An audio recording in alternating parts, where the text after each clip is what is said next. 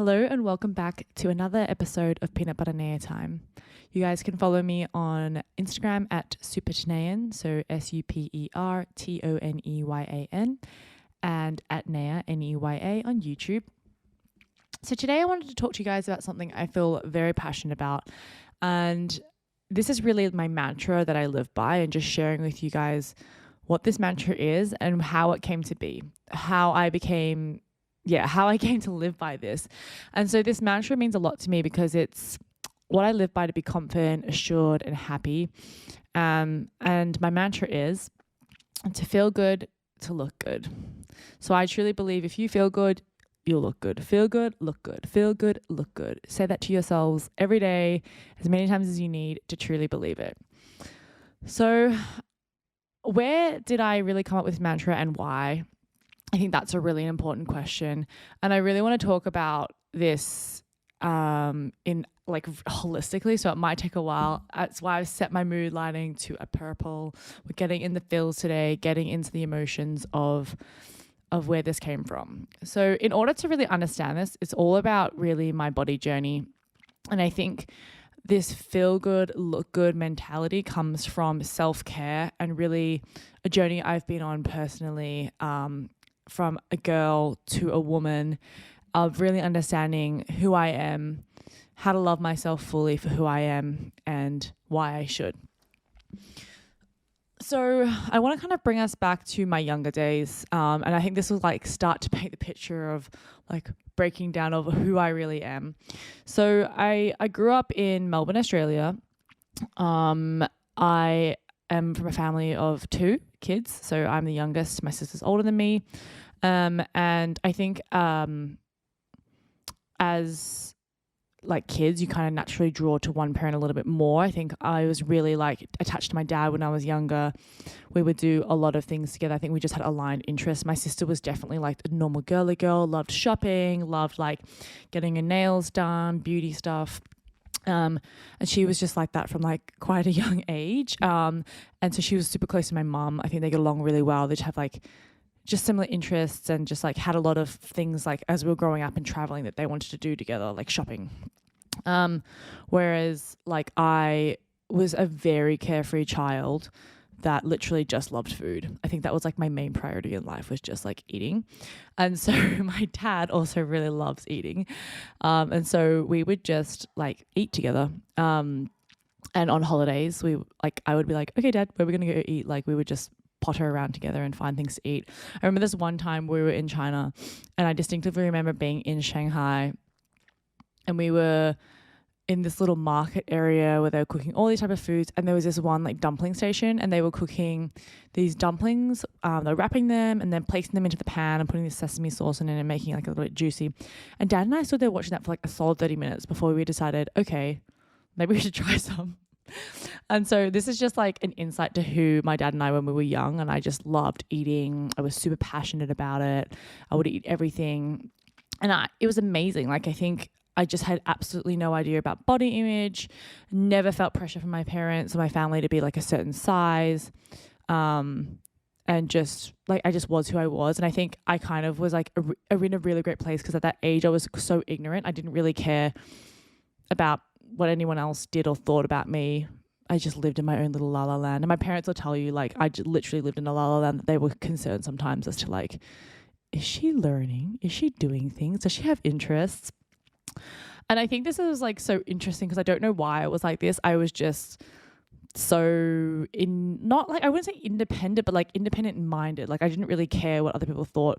I would just do what I felt like.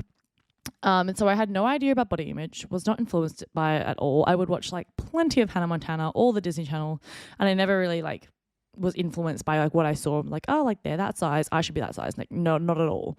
So I think this is like super great, and I would wish it upon any child to have like a great mindset around just like not caring about body image and just like pure lack of awareness is great.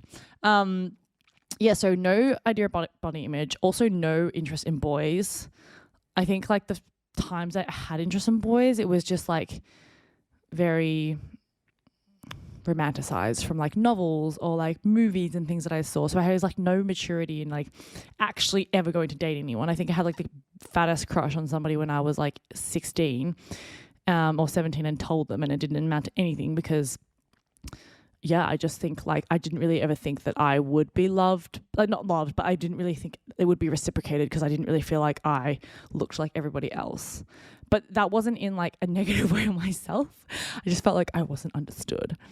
So I was like so comfortable in my skin up until the age of like 18 and 19. So I think I was kind of a late bloomer in that stage. I went to all girls schools as well and didn't really feel any impact of like body dysmorphia, like body disorders, eating disorders, like any sort of pressure around that at all. I was just as I was. And I think I take that as like a blessing, because I think growing up in high schools, like there's so many problems that like girls, guys go through, and it's such a melting pot, right? Because everyone's going through like different development stages of puberty, emotionally, like at home, what's happening at home, what's happening with friends. Like there's just so much there. So I think like the less things that you would have to deal with as a teenager, the better. And I think for me that was great because I was immature, I think, in terms of like boys, being able to like talk to boys, being able to talk to like socialize with new people. I wasn't as like confident as that in that, but I didn't feel any pressure per se. Like I wasn't as aware of it. Anyway, so when I hit 17, I actually graduated from high school. So in Australia, you graduate around like 18, but I started a year early, like not a year early, but like I started a year early, but not because I was like, everyone's like, oh, you skipped a grade. I'm like, no, I was just like in the age bracket to go in early. So I went in because I was in March. So I went in early. So I graduated when I was 17, and I felt like I had a whole year ahead of everybody else in my year level that was 18 already. So I was like, oh, let me seize this by doing a gap year program. And I didn't really think much of it. I was just like, I really want to go travel. I want to live overseas. It looks like such a fun opportunity. I remember these people came from this program called Latitude that I went with. And you just volunteer essentially, and you go on like a volunteer visa to the UK. And you just work at a school as a teacher's aide. And you're in this like weird mix, like you're not a teacher, you're not a student, but you're treated as a gap student. So we were able to go on like, they would give us boarding. We wouldn't get paid, but we would get like volunteer charity money, whatever, charitable money, like once a month. And then we would just help out around tasks that they needed help with. So we would help run sporting classes, like help for dyslexic kids, like help them write notes in class, do like boarding school, like putting people to sleep, helping up doing the boarding duty. So that was super fun. And I think I really grew up so much going on a gap year, just like learning to have responsibilities, being independent, having to be 17 and in another country and looking after myself. I don't feel like my parents necessarily thought I was ready for that, but I think they were like, you know what, she wants to do it, go for it. Like they never stopped me, which was amazing. And I don't think I even really realized like what I was getting myself into and how that experience was going to impact me. I just wanted to go and like travel and have fun. And so I did it. Gap year was really, really fun. I think it was an opportunity for me to break out of my high school like bubble and personality and try and like kind of redefine myself and make new friends. And so I remember I went to a school and it was a co-ed school, and so there was like a mixture of like people who were even older than me who were finishing like their A-levels. So there were people that graduated that we ended up becoming friends with, and I remember like socializing, going to the pub and things like that, and I started to be noticed. I'm doing air quotations if you're not watching the video and you're a podcast, by other gender, and was starting to get paid attention. And for me, I was really surprised by this because I honestly never found myself to be like an attractive person or like someone who would gain attention from others through like looks. It would just be more personality. Like for context, my two best friends in high school were so pretty, still are absolutely gorgeous, and like all the boys liked them. I think they were just very cool, you know, like we would meet up after school, go to a mall, and we would socialize with like the Melbourne High boys. And I feel like one of them was like super social, Still is really social and knows everybody. And the other one was just like super cool, was kind of in like the it group in high school, because I went to high school with her, but we were just in different groups. And yeah, they both ended up having boyfriends from the same group. I was just like the third wheel, fifth wheel to like most of those things. And I never really, but I didn't feel like sad about that. I was completely fine with it because I just kind of, I don't think I ever felt comfortable engaging with guys in an actual like relationship way. Like I think there was boys that was like, oh, they're cute. And like I would like to like chat to them on Facebook Messenger, but I didn't actually like have an intention to date them because I didn't know what the dating was. Like when I was just really late to the game, guys. But I just didn't feel comfortable. I was just emotionally immature.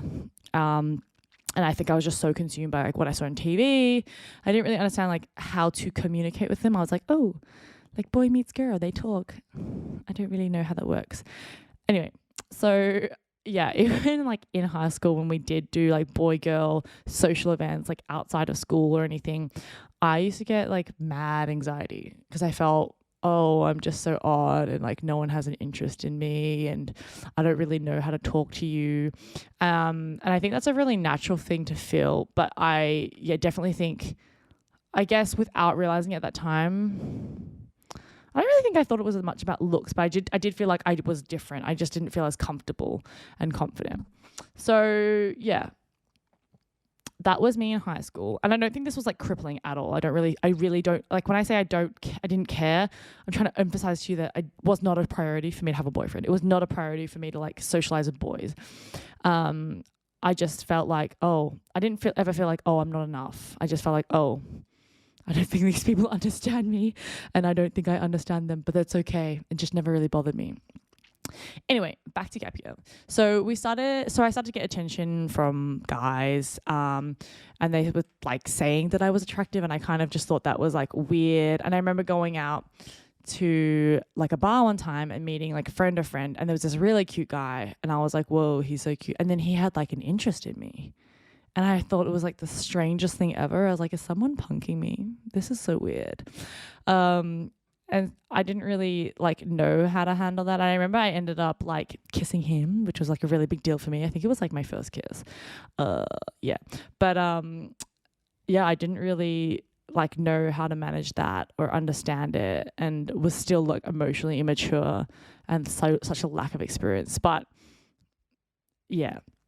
So one part of it was, started to get boy attention, started to realize like, oh, am I like somewhat attractive? Like people categorize me as attractive. This is strange. Like don't really know how to deal with boy attention. So is that one part of it. And then I think like that confidence that I was building from like social awareness, if you know what I mean, like to people around me recognizing and like validating and giving me this like, oh, you're like pretty and like, oh, you're attractive. That was kind of like feeding my ego as it would naturally to anyone. So I think being noticed by guys. And then I remember this tipping point was one time I was at the mall in the UK with my cousins and we went to Abercrombie and Fitch or Hollister. I think it was Hollister. And someone came up to me and gave me like a card and was like, it was like a recruiting card that I don't know if you guys know, but Abercrombie and Fitch used to recruit people in their stores. I don't know if they still do it. They have gone through a lot of heat, so I'm not sure if they still keeping up with their old antics. But anyway, they offered me, like they gave me this card of like, oh, hey, like, would you like want to apply to work here? And I was like, that's so random, but sure. And then my cousin was like to me, oh, you know, they only give that to people who are like, they think are attractive and fit like their like type at Abercrombie. And I didn't realize that Abercrombie had like a type of person, like an aesthetic or whatever. And so I was like, oh, okay. I remember I was super like flattered by this because I think this is like, you know, it's like someone saying like, it's like a girl in a movie being like, hey, you want to sit with us and have lunch? And you get validated, you get recognized, you get acknowledged by like somebody else. And I think that started to feed my ego and validate it to me. I'm like, oh, okay, so maybe I am attractive, which was not a bad thing because I think it kind of started to at least give me myself confidence in my like looks. But at the same time, it was like a lot of new emotions and attention that I had to learn to deal with, right? Because I don't think because I didn't have it like progressively built up over time, and this self-confidence from within from when I was like 15 or 14, it was strange getting it like 18, right? So I remember going to this application, like filling in the application, and I booked in a time to go and do like a casting because they cast you. But I didn't realize it was like it's kind of like a model casting. They go in, they take like shots of you, like photos of you, and then they'll let you know, and then they interview you as well, I think. I never heard back from them, and I think I remember like not hearing back from them and thinking, oh, and maybe it's because I was like a bit tubby then, like definitely was a bit chubbier at that time. And so I think that was the turning point when I started to get really fixated on this idea of being a model. And it came out of freaking nowhere. I feel like that was like to me, I think I remember talking to my parents about it, and I was like, oh, like this happened. And then they were like, oh, like, yeah, you could totally model. Like that would be fun. And I just kind of entertained the idea. But I think that was like the switch that flicked. Like I really like got fixated on this idea, like, okay, I think I can model, like maybe I should try it. So then I remember this was the time period in the era of like skinny girls was a thing, like thigh gap, box gap, like all this toxic. But I remember going on, I think it was like I used to be really into Tumblr, and I found like all this like content of like this aesthetic and all that, and started to get like inspired by it, which is a bit tragic, but anyway. So I got fixated on becoming a model, and I remember watching some videos and like reading and finding out like what the measurements were that you needed to be a model. And so I got fixated with losing weight. So at that time, I think I was like at my max. I think I want to say I was like 79 kilos, which like, and it was not muscle, guys, just being clear. This is just like mostly like tubbiness. So I wasn't really working out. So I literally flicked a freaking switch, and I remember I just started like going to the gym every day, 5 days a week, and I would just run 5 kilometers. I just went from 0 to 100. And then I started like, I think I just had to become a vegetarian. And then I bought all this stuff off Herbalife, like what the life. Anyway, from Herbalife. And if you guys don't know what Herbalife is, I think it's like I'm pretty sure it's like a period screen multi-marketing, like kind of like vibe, you know? It's like, yeah, I think it's pyramid scheme. But anyway, I bought Herbalife and got into that world. So I started drinking this. It's like a powder, and then you mix it with water and you just drink it. It's like a protein shake, but not. It's not even food, but I was treating it like food. And people used to drink that to like lose weight. Anyway, this is a dark place, but let's just ride the wave, guys. So I started drinking Herbalife. I would literally eat like slices of avocado on a rice cracker as like a lunch, as like a meal. I was trying to eat like 1,000 calories or less a day. So this was like the start of turning into like a bad relationship with food. Yeah. And a bad relationship with just weight loss. Yeah, so I think this time period of really, it definitely corrupted me, but I'm grateful that it happened, because I think it took me on this journey to get to where I am now, and really to understand like who I am and what is okay for my body. So yeah, I think I dropped like, maybe at this time period when I was still in the UK, I dropped like 8 kilos, and it was recognizable. I remember like people being like, wow, you look so good, like you've lost weight, and like terrible, but it fed into my ego of like, oh, I'm doing so well. Like I was really signed up for that. Anyway, so yeah, I was running 5 times a week, 5 kilometers a day, eating less than 1,000 calories a day, maybe like max 1,000. And yeah, and then I remember I started to develop like a eating disorder. So I was starting to like be bulimic periodically. Like it wasn't consistent. It was just like every now and then. I think it's like when I started to really start to gain control of myself. And I think bulimia is quite usually like associated with being control and like being able to manage yourself. But I think I was going through ways of sometimes I would binge eat and then I would like vomit, and bad cycle. Anyway, so I definitely at that time didn't realize that I was actually in like, I guess, a pretty dark place, but I never felt that I was out of control, right? I always felt that I was kind of within reason. And I recognized very clearly like I shouldn't be doing like vomiting, but I was very fixated on this goal. And what's a really funny thing that I take away from this is that this time period, I think, is a switch of when I realized I could really set my mind to anything and do it. And when I look back at that time, I'm like, wow, I was so determined. And it just shows that like if I really wanted to do something, I could do it. Not that it was like, and taking out the fact that it wasn't definitely for the right reasons, but yeah, the human body and the human brain is crazy of like what you can set your mind to and what you can do. Okay, pausing for a little break for my peanut butter fact and update. So my peanut butter fact of the day is, did you know it takes 540 peanuts to make 12 ounces of peanut butter? That's wild. Thank you, peanuts, for being alive. I love you so much. All right, back to my story. So I moved back to Australia. Oh, no, sorry. Yeah. End of my gap year, I moved back to Melbourne. And when I got home, I started to get like really serious about like this idea of modeling. So I think by the time I got back, I was still like wanting to lose a bit of weight, even though I looked amazing. In hindsight, Neya at the time would not have told herself that. But yeah, so I set myself a specific goal of weight. I think it was like around like 60 to like 59 kilograms, and then also to be a certain amount of measurements. And let's just preface this with like, I'm 177 centimeters tall. I'm a very athletic build. Like when I say that, if you ever see my calves, you'll know what I mean. Like I'm just built athletically. My parents are built athletically. My sister's built athletically. We're all athletic. We're like very athletic looking people. Anyway, so I'm tall, I'm athletic, I have a decent amount of muscle mass, my legs are really strong. So being 59 or 60 kilograms is really light for me, like really light. And so it was just a very unrealistic weight for me to be at and to be able to maintain, but that was my goal. So yeah, I remember I dieted, I think for another 2 months, and I got to a pretty bad place in the sense like I wouldn't eat bread, pasta, I wouldn't eat pumpkin, I wouldn't eat like potato, like things that people told me like made me gain weight. I wouldn't eat rice cakes. I would just eat like pudding for breakfast, which is like eating air.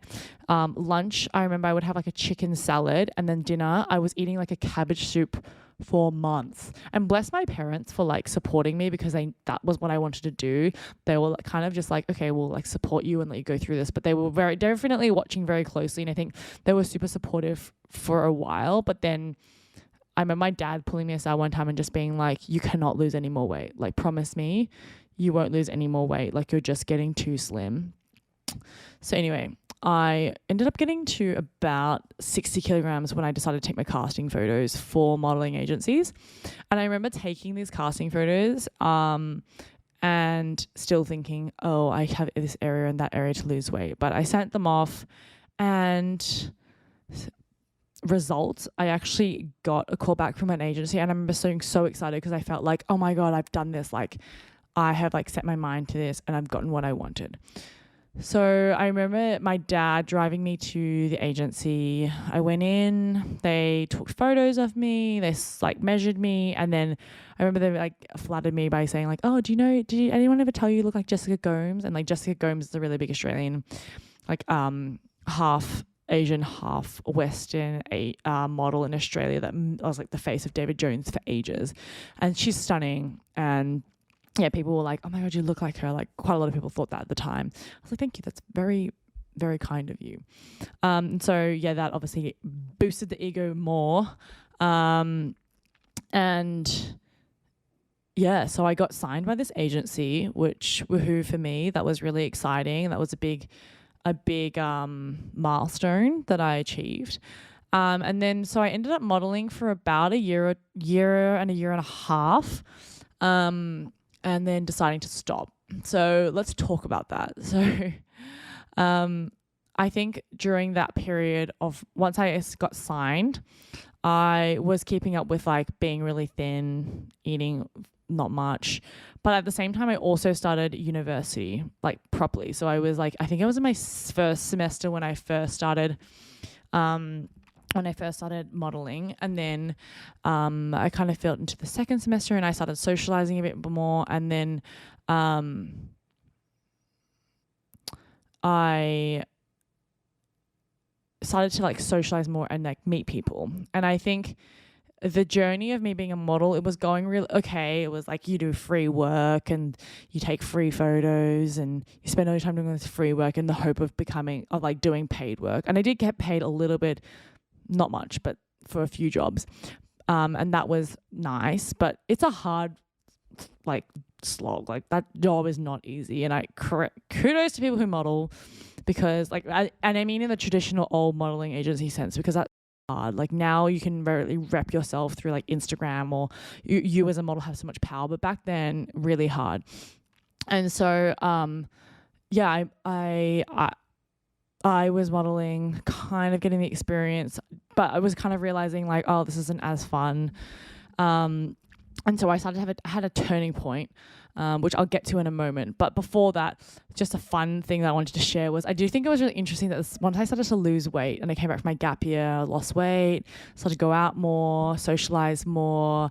It was just so amazing, like the people that would like come back and befriend you now that you're like lost weight and you look more attractive and you're modeling now. Like people in high school that didn't really show me much attention, boys who didn't really want to talk to me, suddenly wanted to know me. Like I remember the boy that I had the fattest crush on in high school. I remember seeing him, and even now when I see him, I'm just like, he's like, wow, like you're so pretty. I'm like, leave me alone. You didn't want me when I was chubby. You don't get me when I'm a fitty. Anyway, let's go back to the turning point, and I want to talk about the whole like people wanting so much to do with you when you look a certain way in a separate podcast, because I think I have a lot to say about that and a lot of experiences to share with you guys. But let's get back to the turning point. So I think the 3 things that were the biggest turning points for me were, 1, I started to actually have like love interests, and the mature love interests. Like I remember I met this guy that I really, really liked. And I think once you meet a guy, you go on dates, you want to eat stuff. And I think for me, like eating is a very much so a part of like socializing. And so I did want to eat like certain foods. I want to like have that pizza with that person. I want to have the pasta with him. And I think that was really good for me to learn to like eat again and socialize a bit more and get out of my bubble and my obsession with like eating certain things. But it was really hard for me, and we'll talk about that separately in a moment. So one was like starting to have love interest really helped to break me out of this like negative mindset about, and then like the modeling world. Secondly, I had a friend of mine who actually, let me go to the other point first. Secondly, I went to the agency one day, and this was like the point when I was like, no, this is just like, I'm not doing this anymore. So I went to the agency and they took casting photos of me, I think in a bikini. And then they pulled the images up onto the computer. And the guy was like, come here. And then he like started just pointing out all these places in my body in this image that he's like, this is a bit too big. Like you need to lose weight here. And just pointing out like all my flaws and where I could look better and slim down. And I remember just feeling like, just having that moment of realization there and then. I was just like, what am I doing? This is not worth it. This is not my career path. And I'm not going to sit here and let somebody tell me how to look and how to feel. Like, this is crazy. And I also just thought like, I'm never going to be good enough. So like, why am I wasting my time here? And yeah, I remember him telling me like, how many calories do you eat now? You should be definitely eating less than you burn and all this stupid. Anyway, so yeah, I think at that moment I was like, this is wild. What am I doing? So I was 20 at that point. Yeah. And the other thing feeding off of that, the third thing that really pushed me to my turning point was I had a friend who started modeling the same time as me. I remember we both got casted and signed at the same time, the same modeling agency. And she did like heaps of ballet beforehand. And she started, when she joined the modeling agency, they asked her to stop dancing because she had too much muscle. She was like a really, really awesome dancer. So she stopped dancing. She lost so much weight. She really took off. Like she got really like petite and thin. Had a great face for editorial, was doing really, really good, getting signed for heaps of stuff. And I remember her telling me these horror stories of like the agency being like, you have to lose weight. So she lost weight. Then she went to a casting. And at that point she was so skinny, and at the casting it was for like a catwalk, and the casting agent pulled her out of the line and were saying to her, who's your agency? You're so skinny. Like, this is disgusting. Why have you been sent here? And like ridiculed her in front of everybody, and then told her to gain weight. So then she was going on this yo-yo for a bit where she would gain weight. The agency would tell her to lose weight, and it was just like, she was like, this is so crazy. Like, I'm just, my happiness and my weight is being dictated by all of these people. It's absolutely insane. And I remember her just being so unhappy, and she ended up quitting modeling, thank goodness. But that as well, playing into like what happened at the casting with the agent, just made me realize and think there's absolutely no way that I'm never going to be the perfect size in that time with modeling agencies in the space that they were. This was like in 2014. Yeah. So just to comment, I do think modeling agencies and like the modeling world has come a long way. I think it's still pretty bad, but yeah, that empowered me to feel like absolutely not, this is not for me. And I was really proud of myself because I do think it's super hard to be at an impressionable age of 18, 19, 20 and being told like, you're too fat, you don't look perfect for this, and being able to pull myself out of that situation and say, you know what, this isn't for me. Like, I'm not going to sit here and let somebody else dig my hole deeper, put me in a deeper and darker place mentally. And I was really proud of myself for just having that self-awareness to understand what I needed and that was not it. So I think when I said before, I'm grateful that it happened because I think it really made me believe in myself, of me knowing my self-worth, being confident in who I am and knowing what's right for me and being able to say no. And I think that's really hard to do, and it makes me emotional to talk about it because I think it is really hard, and it brings up, don't cry, brings up a lot of like emotions. Because I think at that time I didn't really step back to recognize how much it impacted me and how important it was for me to do that, and how dark of a place actually mentally I was in without fully acknowledging or recognizing it at the time. But being able to, my subconscious or like my core and fundamental self, to save myself from that, I think is something that I'm really proud of. Okay.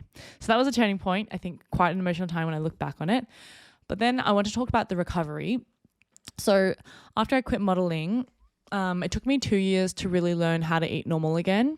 And so that's why I think now I'm like really sensitive to when people speak about food in a really negative way, or like take this mentality of like, oh, I'm gonna like work out so I can eat a lot later. Like, I just try my best to promote and encourage my friends to not, or people around me to not think like that, because I just think associating your exercise with like how much you can eat or how much you eat based on how much you exercise is just a really unhealthy connection and relationship to have.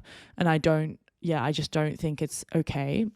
So yeah, it took me 2 years to learn to eat normal again. And I think what really helped was having a boyfriend. I had a pretty serious boyfriend at the time, and he really, like, I think having a boyfriend and having support and having a life outside of all of that gave me the ability to have someone that loved me for who I was, and really loved me unconditionally. And I was able to eat like with them and enjoy life. And it just, gave me a new outlet. And I think that really, really helped. I think I went through periods of binge eating and like weaning off bulimia, and it took me a good few years to like fully wean off of that, because I would just do it randomly. It wasn't like consistent with every meal. It was just like once every like a month or every now and then. But the thing I think that stuck around for a while was the body dysmorphia. I don't think I fully have gotten over to body dysmorphia until probably the last 4 or 5 years. No, maybe I think the last 2-3 years I've been like super confident, but before that I still did go through bouts of like body dysmorphia where I would just be negative about myself in images or like the way I looked at myself. And I think it's so crazy that I know that I'm not in that mindset anymore, because when I look back at photos of myself when I was really slim, all I think is it's so sad, because I just remember exactly how I felt when I took those photos. I remember thinking like, oh, like I'm still so fat, like I don't want to post this, or oh, like I'm not happy, like this and that. And I was like so thin. It's actually crazy that I felt that way about myself. Like even when I was 58 kilograms, I still felt like way worse than I am now. And I'm like 70 kilograms now and super fit and healthy and like happy. So yeah, I think that really,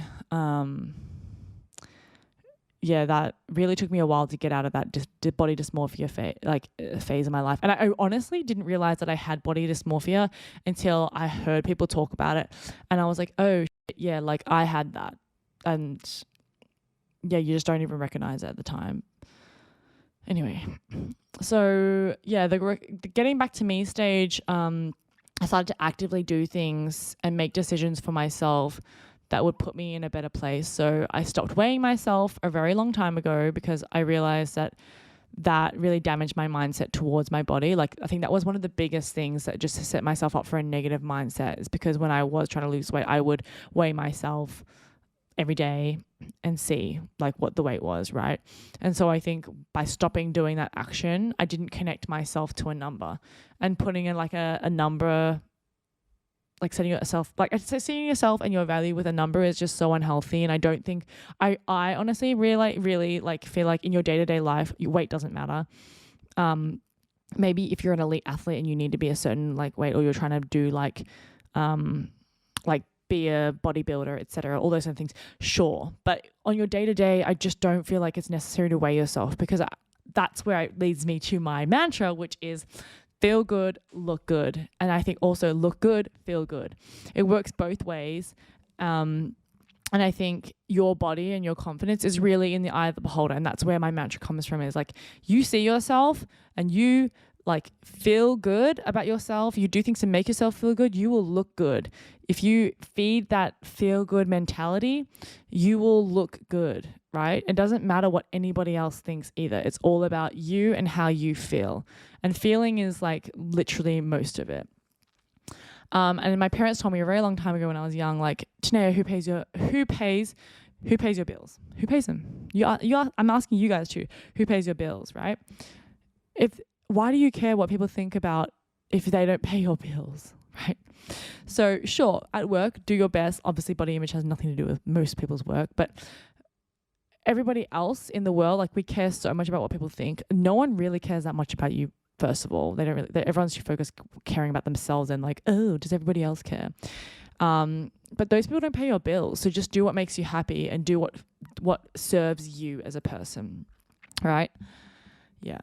So I just feel that's where I built my mantra from, was just really realizing that you are totally in control of how you see and feel and see and view yourself. And so much of that comes from how you feel about yourself, right? So if you need to be overconfident and tell yourself like, I'm the best, I'm this, do it. Overconfidence is great. I don't really see it as that bad of a thing. I'd rather be overconfident than really down on yourself. So yeah, the last thing I wanted to just say was to give you guys some advice. I think be so mindful of what you feed your mind and what you tell yourself. The more you tell yourself you are something negative, the way worse it is for you. Like, you will just continue to keep adding to that negative feeling, that negative mindset. And before you know it, you'll believe that about yourself. Even if you're just saying it, being self-deprecating or being silly, that stuff adds up. And I just don't think it's smart to do that. Forward is forward. And so like, if you can just keep rewarding yourself for the small steps, spend more time doing than more time sitting there thinking about what if, how can I, it's more like, just try it.